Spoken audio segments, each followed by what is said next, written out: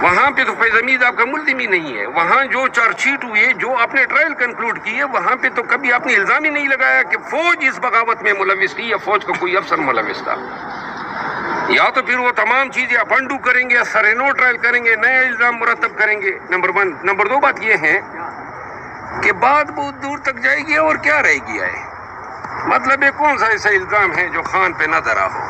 عدت تک یہ کیس سے لے کے سائفر, توشہ خانہ اور 9 مئی کے مقدمات, کوئی الزام تو چھوڑا نہیں ہے. اچھا سر, لاسٹلی گزشتہ رات ڈپٹی سپرنٹینڈنٹ ڈیالہ جیل کو گرفتار کیا گیا. اب جو اطلاعات آ رہی ہیں کہ ان سے جب تفتیش ہوئی ہے تو مزید 6 لوگوں کو حراست میں لیا گیا ہے, اور جو خان صاحب کو موبائل فون پرووائڈ کرتے تھے, یورپ کے نمبر تھے ان کے سم میں, اور ان کی گفتگو شنید کرواتے تھے فیض حمید صاحب سے بھی.